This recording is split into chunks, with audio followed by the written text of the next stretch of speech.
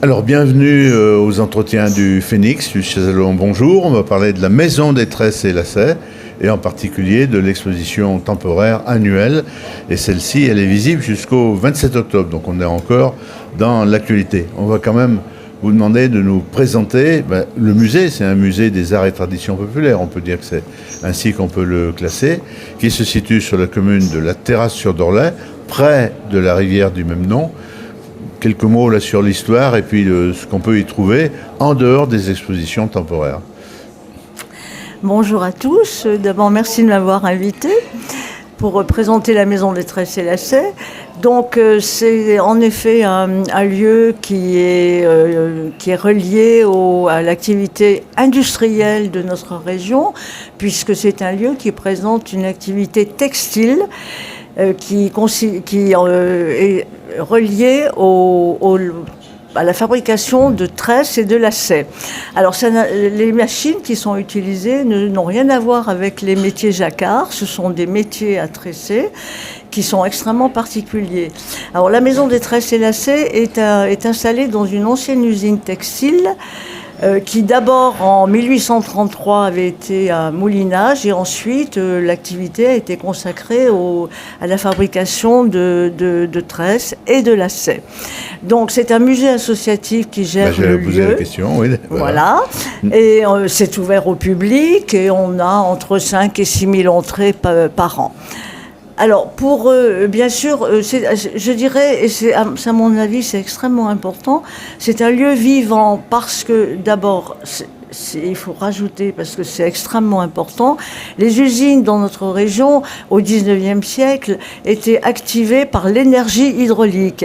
Donc, la Maison des Tresses et Lacets, c'est un moulin hydraulique. Et les installations hydrauliques, c'est-à-dire la roue à auger, la captation de l'eau sur la rivière, le Dorlay, et ces installations fonctionnent.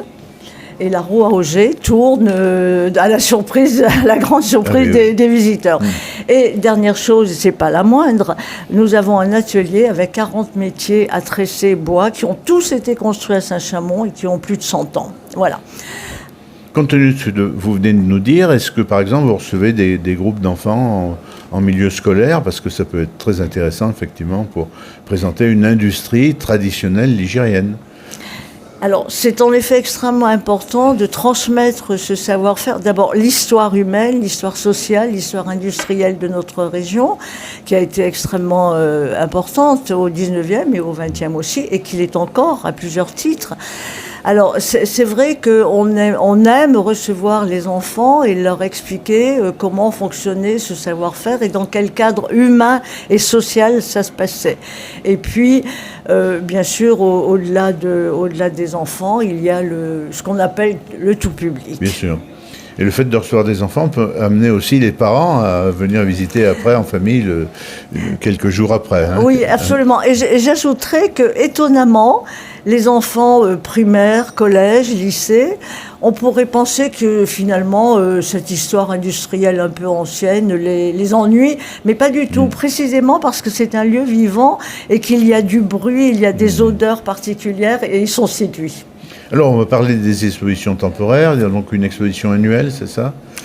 Alors, vous savez que l'art textile en France, depuis une dizaine d'années, peut-être 15, l'art textile, c'est-à-dire l'application des fabrications textiles réutilisées par les artistes, les designers, les créateurs, a le vent en poupe.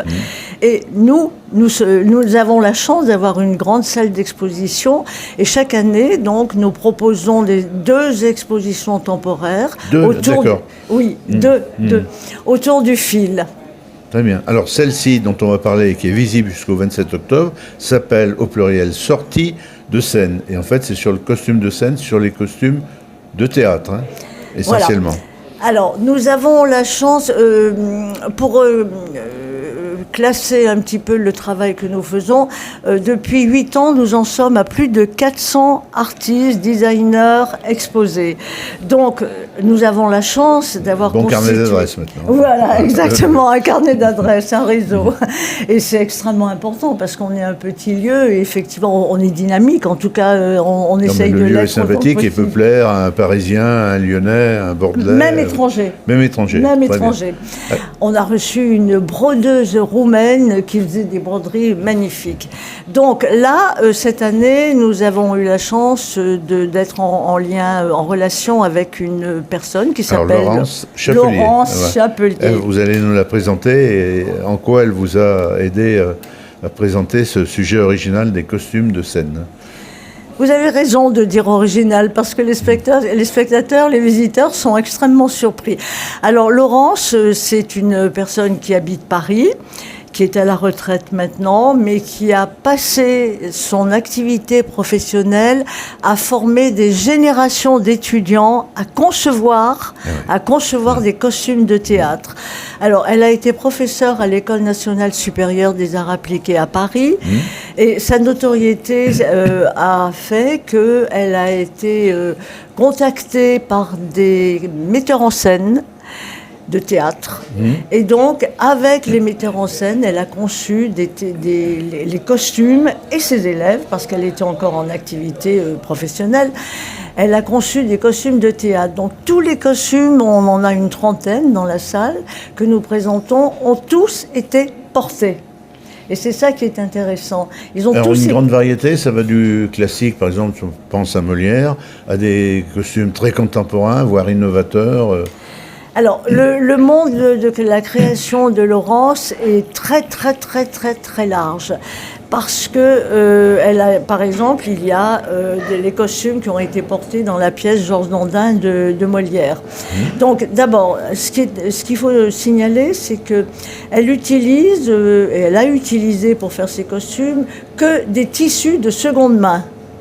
Donc ça, par les temps qui courent, c'est extrêmement important. Économie sociale et solidaire, recyclage. Oui. Et alors, elle crée en utilisant tous ces domaines de réflexion et de connaissance. Alors, par exemple, on a 5 costumes qui ont été créés pour une pièce écrite. Le texte a été écrit par Gogol, donc c'est la Russie ancienne. Et là, elle nous propose des costumes extrêmement colorés, extrêmement différents et qui évidemment représentent la pièce. Et là, par exemple, c'est la Russie des tsars. Alors il y a les costumes, les comédiens portaient des chapkas, donc en fourrure. Il y a aussi des relations avec le monde de la religion, parce que la Russie tsariste était quand même très orthodoxe. Donc il y a 2 costumes avec une étole et une chasuble. Alors, en plus, c'est extrêmement coloré parce qu'il y a de la couleur, il y a des fils d'or, des fils d'argent qui ornent les vêtements. Oui. Alors, ce que je voudrais souligner surtout, c'est la diversité et la réflexion profonde par rapport au texte. Je ne sais pas, est-ce que je peux citer l'écrivain Octave Mirbeau ? Bien sûr.